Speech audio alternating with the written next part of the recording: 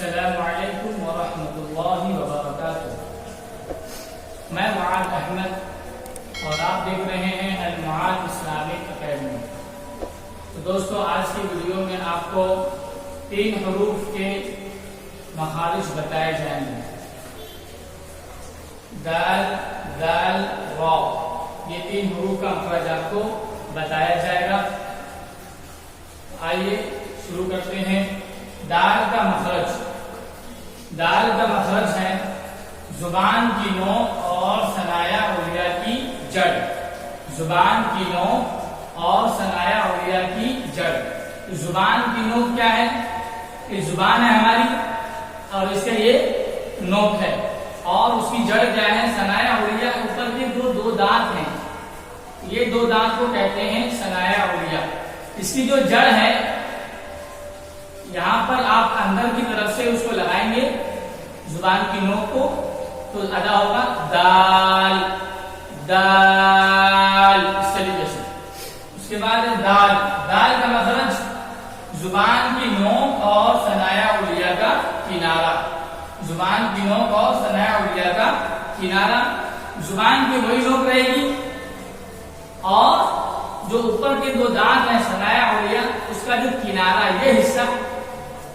یہ حصہ جو ہے وہ اسے کہتے ہیں کنارہ۔ تو یہاں ہم نیچے لگانا ہے زبان کو اس طریقے سے، ذال، ذال، اس طریقے سے ادا ہوگا۔ اس کے بعد آئے نمبر 3 پہ ہے را کا مخرج۔ را کا مخرج زبان کی نوک کا نچلا حصہ، زبان کی نوک کا نچلا حصہ اور تالو کا ابتدائی حصہ ملانے سے را ادا ہوتا ہے۔ زبان کی جو نوک ہے اس کا جو تھوڑا سا پیچھے کا حصہ، زبان ہے اس کے جو پیچھے کا حصہ ہے ہلکا وہ، اور ہمارا جو تالو ہے وہ، آپ تالو جو کھردرا حصہ ہمارے دانت کے پیچھے ہے وہ ابتدائی حصہ ہے تالو کا، وہاں پر جب زبان کو لگائیں گے را ادا ہوگا، را، اس طریقے سے۔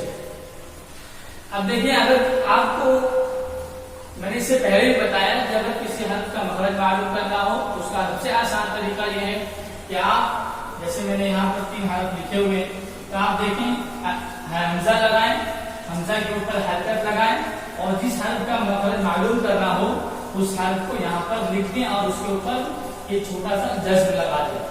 اس کے بعد آپ اس کو ملا دیں، حمزہ، دال، زبر، اد، اد، اس کو چھوڑنا نہیں ہے، اگر چھوڑ دیں گے تو اس طریقے سے پھر غلط ہو جائے گا۔ آپ کو وہیں ملا دینا، تو ویسے آپ کو پتہ چل جائے گا کہ اس کی کون سی جگہ سے وہ ادا ہوتا ہے۔ اد، اسی طرح حمزہ، دال، زبر، اد، اد، اد، حمزہ، را، زبر، ار، ٹھیک ہے؟ تو اس طریقے سے آپ آسانی کے ساتھ حروف کس جگہ سے نکلتا ہے پتا کر سکتے ہیں۔ تو اگر آپ کو ویڈیو اچھی لگی ہو تو لائک کریں، اور اگر ہمارے